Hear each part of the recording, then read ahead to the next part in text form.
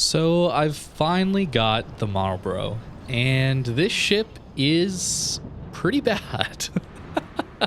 I really don't think you should be getting this ship. If you did, I hope you enjoy it, but I kind of regret going for this ship. And it really comes down to the promise of 16 guns being kind of underwhelming. Obviously, having 16 guns is a huge strength, but this ship gives up so much to get those 16 guns that I really personally don't think it's worth it. In these first few clips, you're going to see that the guns can be strong. They can be good when they cooperate. But really, it is the dispersion that lets these guns down. You essentially have tier 7 King George guns. I believe that's the tier 7 British battleship. And instead of 10 on the tier 7, you get 16 here. And you'd think 2 tiers higher, that seems like a reasonable trade. You're facing +2 matchmaker than you normally would in your King George.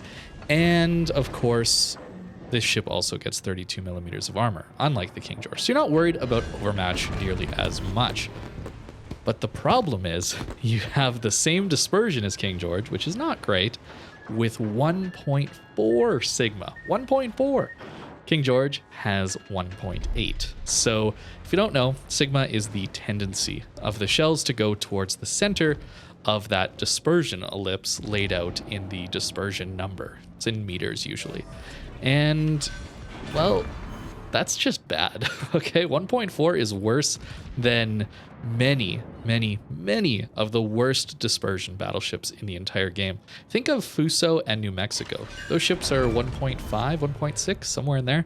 German battleships are in the 1.8 range as well. Italian battleships are in the 1.6 Sigma range. So this is worse yet. It's brutal. So not only are you lacking on dispersion and hoping the shell volume makes up for that, you're going to see against this light cruiser, this tier 7 light cruiser, that we're going to have a pretty tough time dealing damage. When these shells do hit in the right spot, they can do damage, but you don't have good tier 9 penetration, you don't have good tier 9 overmatch. It's a rough time when using the AP. And you might think, British battleship, we're going to use HE. But the problem is you got a nerfed fire chance compared to the King George as well. That ship has over 40% fire chance. These are only in the mid-20s for fire chance on battleship guns. It's crazy. It's the opposite problem of ships like the Conqueror and the Thunderer, where for their caliber, it feels like they have overinflated fire chance. This is the opposite. It's just awful using the HE. And since you're not really going to be hitting that many shells, even though you have 16 guns, having low fire chance per shell really hurts it. I could see having this lower fire chance if this ship was reasonably accurate, but it isn't.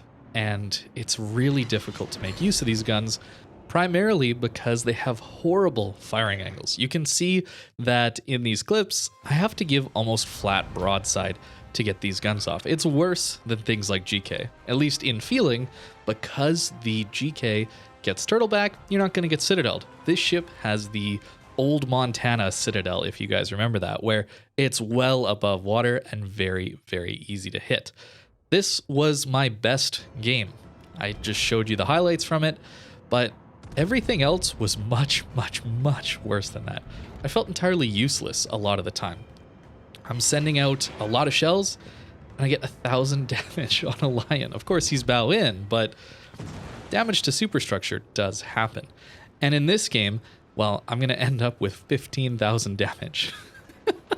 Which means I'm going to die soon, if you can't tell. And that just goes to show how poor the armor is and how poor the damage output is. This AP is not very good, and neither is the HE.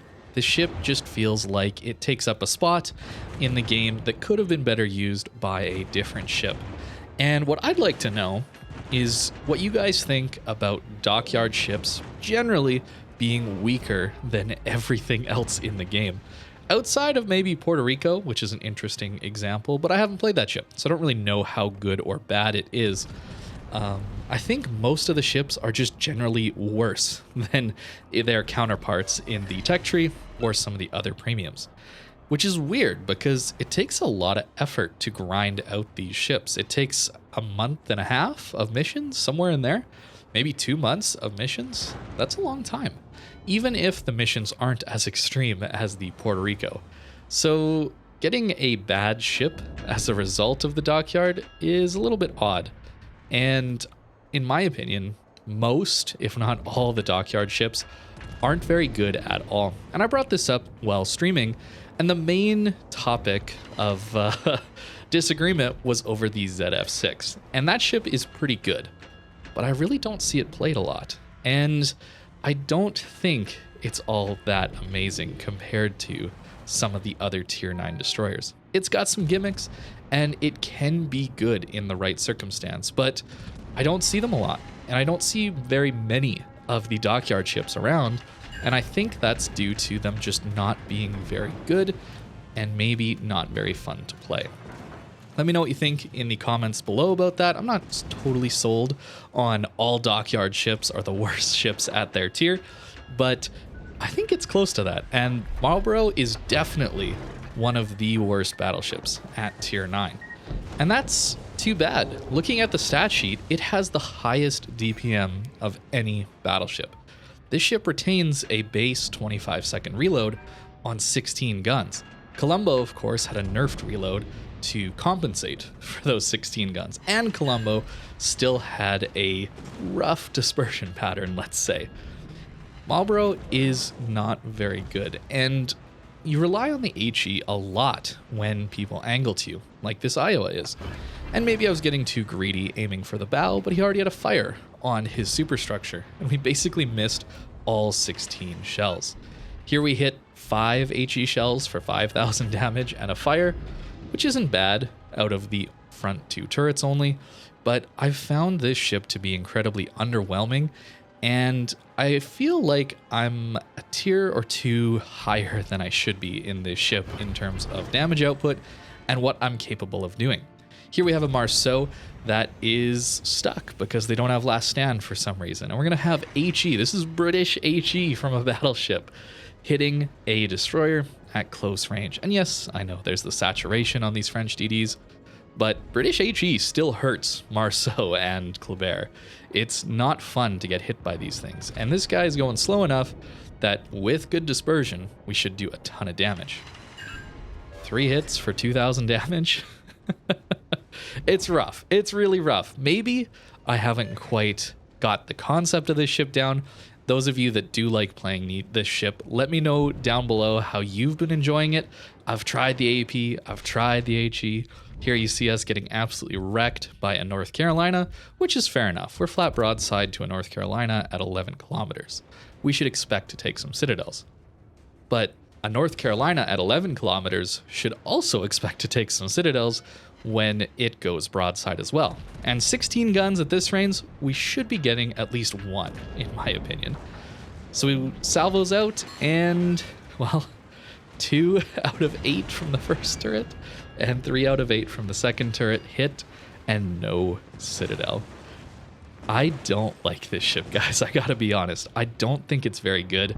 And if you're debating spending the extra money to complete this ship, I would not do that. Just to give you an idea of how bad this citadel is, this is it right here.